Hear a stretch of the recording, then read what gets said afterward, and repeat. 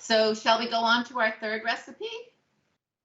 We ready for that? Okay. Yes, I'm so excited my favorite for this one. Pardon me? I said, yes, I'm excited for this one. Excited, I know. And there's someone that used to work with Michelle and I, and she just loves pumpkin spice. So I almost texted her to say, join us for this demo. So now we're on to the pumpkin spice frozen yogurt. This is a wonderful treat that you could have maybe at the end of the meal, but I would also say you could have it as a snack at any time of day, right? Like some of us who don't have a huge appetite and can only handle a small amount. This is an option because it's also high in protein.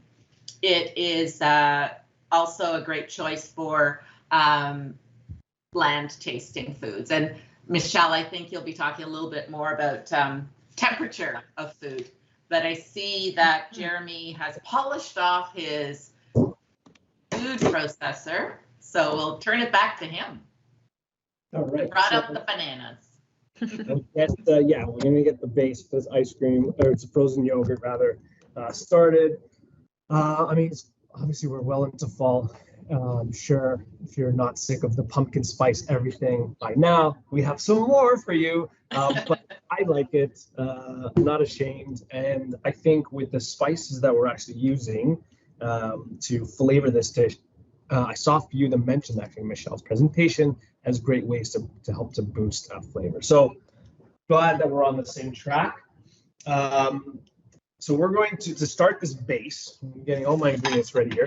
To start this base, we're going to actually start with banana, frozen banana. Maybe not common in your pumpkin spiced products and favorite pumpkin products, but the frozen banana is actually going to give us this really nice consistency to make the frozen yogurt. Okay, so usually any frozen product would work, but in this case, I think the banana works really, really well. So you can either do your own really ripe banana, put them on a baking tray, pop them in the oven, or not in the oven, no, in the freezer. That would do something else there. In the freezer, still solid. These are great for smoothies too. So usually, especially if you have some really nice extra ripe bananas, chop them up, freezer, put them in a bag, and you have them for your smoothies, or you want to make a quick little frozen yogurt or ice cream. You can use those as well. I've also seen already frozen bananas in the freezer aisle, ready to go. So in a pinch, if you want to make this, you can get ones that are already frozen. Right, so about a cup frozen banana. The pumpkin. Obviously, pumpkin is necessary. Now, you can use canned pumpkin, really easy, very convenient, pureed, already ready to go. If you don't have canned pumpkin, and maybe you have some leftover sweet potato or some leftover squash. So I actually have these are called honey nut squash. It's like a smaller version of a butternut squash, which I roasted until really nice and creamy. It'll all work. So just to give you some alternatives, you can use the pumpkin puree. You can make your own puree with your own pumpkin or squash. So we're gonna add about half a cup of this in here. And this way, you can see a few alternatives. All right, well, a little bit more. Maybe half a cup.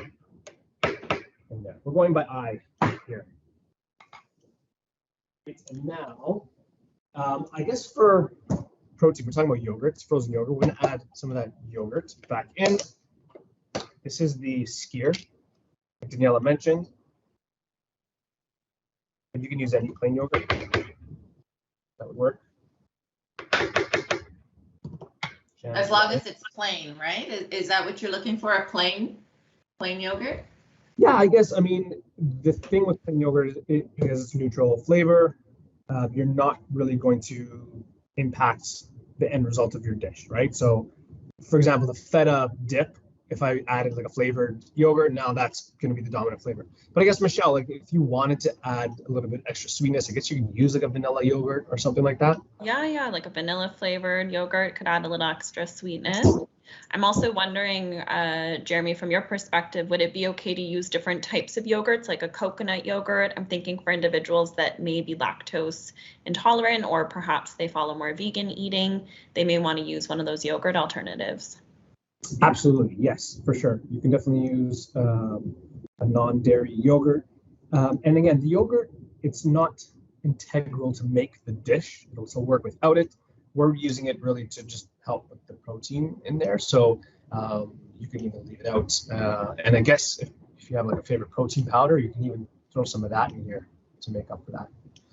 Okay, so banana, pumpkin or squash, a little bit of the yogurt, and then our pumpkin spice scattered on a plate here to look extra fancy.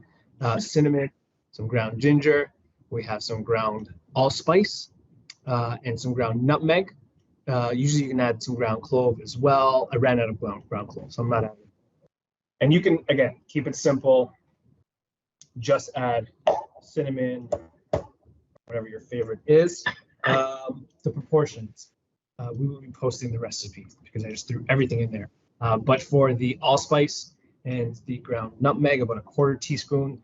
And I like more cinnamon in mine, so I go for a full teaspoon and a 1/2 teaspoon of the ginger in there. Okay, then we're ready to let it spin. Again, I will mute myself. So Michelle and Daniela, the floor is yours if you have anything to share. I sure do. Okay, so as we mentioned earlier with our other kind of pear dish, this is also a great way to get some fiber with both the banana and the pumpkin, offers some fiber. So that's a good option as well. And pumpkin is a really good source of vitamin A. It contains something called carotenoids, which our body uses to make vitamin A. And so it can basically provide us with about 50% of our daily vitamin A needs for an adult for just a 1/4 cup of canned pumpkin. And so these vitamin A or carotenoids are good to help protect against damage to cells that can lead to cancer. But just knowing that it's best to get this from food and not from dietary supplements like powders or pills, because you can end up getting too much and then it may not have a good effect for us. It might have a negative effect on our body.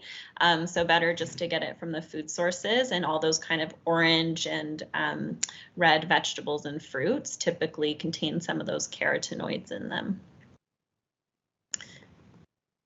One of the other things, and I'm going to put this to Jeremy after, but the nice thing about this recipe is that you can kind of tailor which spices you're putting in based on what you like. So for example, if you find the ginger kind of irritates your tongue, then you can make this recipe without the ginger in it as well.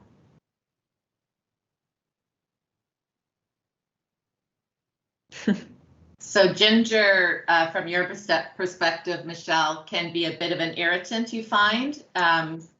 Yeah. I think it depends. I find usually after people have finished the treatment, they can eventually tolerate it, just depending. Everyone's really individualized based on what types of foods they can tolerate. But for the most part, quite a while after the treatment, it's something that can be better tolerated. But during the treatment, it might be kind of perceived as like spicy, or it might kind of irritate the mouth, especially if you have mouth sores. We're using more of a powdered ginger here, so it might have like a little bit less of that effect, although it can be quite strong. So this recipe, again, has been developed for bland taste, so we're really looking for those strong flavors. But for example, if that thing really does bother you, then you can just kind of adjust it in the recipe and make it without. Good tip.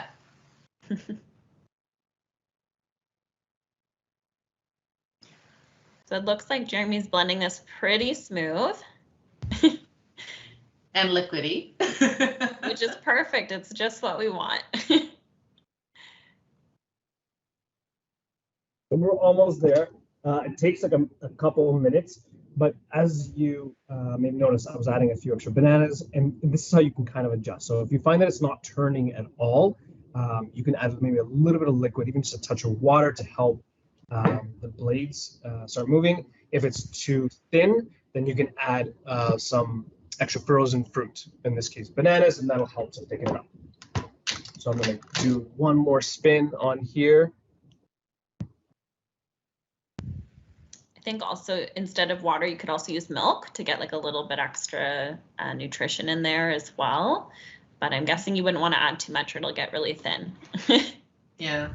And I wanted to ask, when you mentioned earlier, Michelle, about making something without dairy for someone who has lactose intolerance, I was going to ask Jeremy if maybe we could use like a silken tofu, whether that would also work. I don't know. Or do you know? Do you know? I'm not as much of a foodie. Yeah, I'll ask Jeremy in terms of like what it'll do to the texture of the recipe. Yeah. But I think silken tofu can be a great way to add protein, like especially in a smoothie or something like that. I really like the dessert silken tofus. I often recommend them as snacks for individuals that are having trouble eating, like they need something really soft, and it's like a perfect way to introduce someone to tofu that has never had it before and is very reluctant to the idea of having tofu. The dessert tofu seem to be the way to go. But yeah, I think that can be another great way to add some protein either into a smoothie or something like this that Jeremy's making, like this frozen yogurt, so that you're getting that protein in there, but also if you need something that is non-dairy based. Great. I think he's ready. Is he waiting for us? Yeah. There we go. Can you hear me? Did you catch our question, Jeremy, over the sound of the food processor? No. What was it? Sorry. We were wondering, could you add some soft tofu in this recipe for an extra source of protein? Oh yeah, absolutely. That's actually a great idea. We've used silk tofu, that soft tofu, and actually a few different desserts. Works really well. Start with that first. So get the soft tofu in, whip that around until it's really nice and sort of creamy, and then start to add some of your other ingredients in there as well. So here's our base for the ice cream. It has this really nice sort of soft serve consistency at this point, which is delicious. If you like it a little firmer, then you can put that into a baking tray, pop it into the oven, or not in the oven. This is with me, frozen desserts in the oven. Okay, in the freezer, that would work much better. In the freezer for about 15 minutes, and then you can get like an ice cream scoop or a spoon, and that would be a lot firmer, more of the consistency of like an ice cream, like a store-bought ice cream. But if you like it more of that like firm consistency, you can pretty much enjoy it as is. This looks tasty. As soon as we sign off, I'm going to enjoy this. I was gonna say, like, for individuals that maybe are not liking things that are super cold, could they just kind of eat this almost as a pudding, like as a pureed kind of fruit? Absolutely. Yes, yeah. Absolutely. Serve it as a pudding. It will be a little colder, obviously, now because of all the frozen fruit, but you can let that get to room temperature. Because of the banana, it will still pretty much hold like a pudding consistency. It won't melt completely, but you have it really nice color from the squash or the pumpkin as well. And there you go. That's our pumpkin spiced frozen yogurt.